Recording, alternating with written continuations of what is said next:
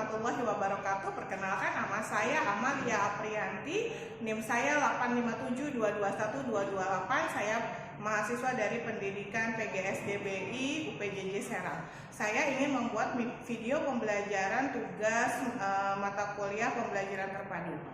Assalamualaikum warahmatullahi wabarakatuh. Apa kabar teman-teman semuanya?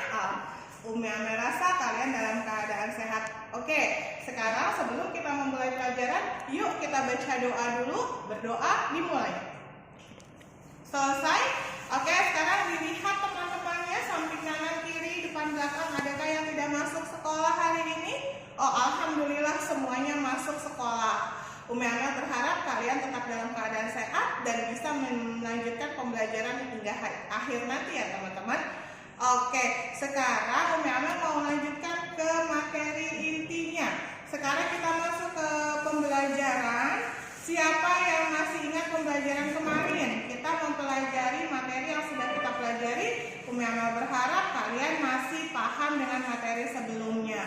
Sekarang dilihat bukunya. Kita akan mempelajari buku tema 6A pembelajaran 1. Silahkan dibuka. Diawali dengan tumbuhan sebagai bahan pangan. Kalian bisa lihat di sini, Umi Amel menampilkan ada singkong, kemudian ada ubi, dan ada padi. Ketiganya adalah tumbuhan-tumbuhan yang kita jadikan bahan pangan. Adakah yang tahu apakah manfaat dari ketiga tanaman tersebut? Oke, terima kasih atas jawabannya, pintar sekali.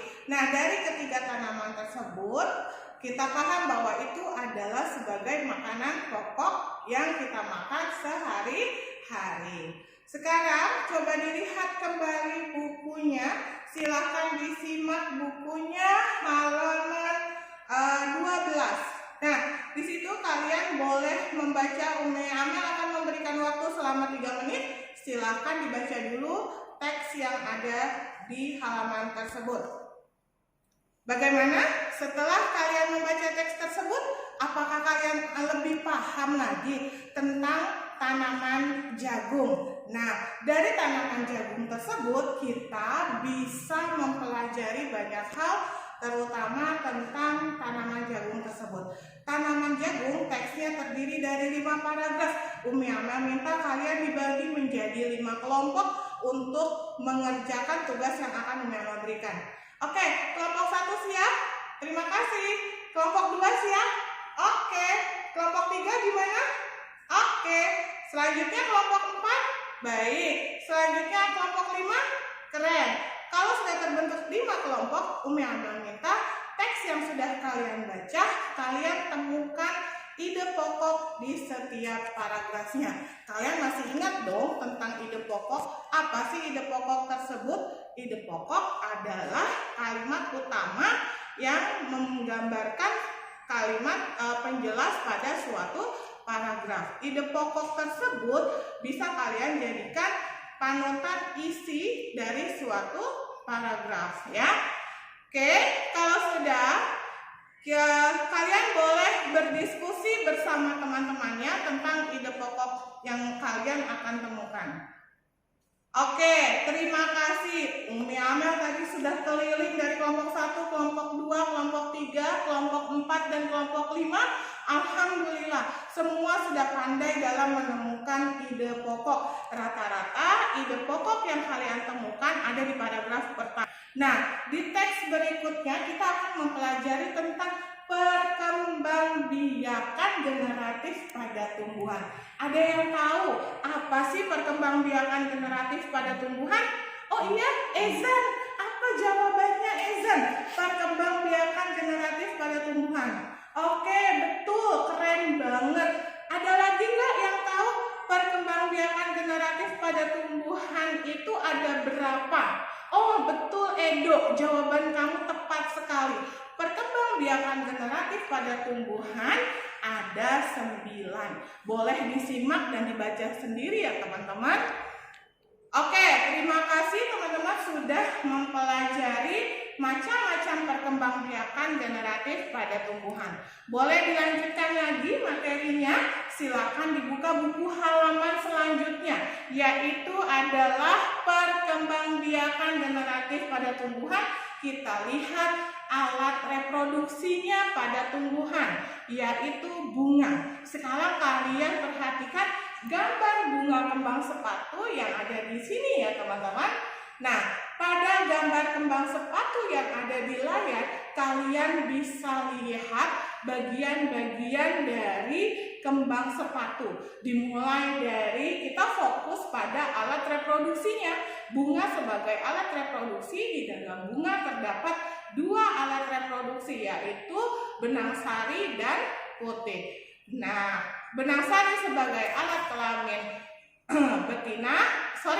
benang sari sebagai alat kelamin jantan dan putik sebagai alat kelamin betina. Oke, sekarang tolong Mama minta kalian gambarkan bagian-bagian dari bunga secara lengkap dan secara detail. Jangan lupa diberi keterangan yang lengkap ya teman-teman ya. Oke, alhamdulillah kalian sudah mampu menggambar dengan baik. Tadi Mama sudah keliling dari kelompok 1, kelompok 2, kelompok 3, kelompok 4, dan kelompok 5. Semua hasilnya bagus-bagus. Semua sudah menjabarkan bagian-bagian bunga secara lengkap. Sekarang lanjutkan lagi tugasnya di halaman berikutnya. Ada teks selanjutnya. Teks tersebut menjelaskan tentang kondisi sosial budaya negara-negara ASEAN. Setelah kalian baca teks tentang tanaman yang hidup di daerah-daerah ASEAN, silakan kalian diskusikan kembali masih bersama kelompok kalian. Diskusikan bersama kelompok kalian tentang persamaan dan perbedaan dua negara berkaitan dengan sosial budaya di kawasan ASEAN. Nanti akan Mama berikan lembar kerja, kalian tinggal buat dalam bentuk diagram Venn yang seperti ada pada layar. Kalian boleh tulis persamaannya di tengah, perbedaannya di samping kanan dan di samping kiri. Oh, bagus sekali, semua sudah selesai. Pembelajaran kita hari ini selesai. Kita tutup pembelajaran kita dengan baik. Mama mengingatkan kembali, yang pertama adalah ide pokok adalah suatu kalimat yang bisa menjelaskan kalimat-kalimat lainnya pada satu paragraf. Yang kemudian yang kedua yaitu perkembangbiakan generatif pada tumbuhan terjadi pada bunga. Dan yang ketiga yaitu keadaan sosial budaya di negara-negara ASEAN itu berada yang sama dan ada juga yang berbeda. Gimana teman-teman? Sudah paham kan pembelajaran kita hari ini? Kalau sudah paham, alhamdulillah, kita tutup pembelajaran hari ini dengan mengucapkan alhamdulillah bersama-sama. Alhamdulillahirabbil alamin. Dan kita tutup wassalamualaikum warahmatullahi wabarakatuh. Waalaikumsalam.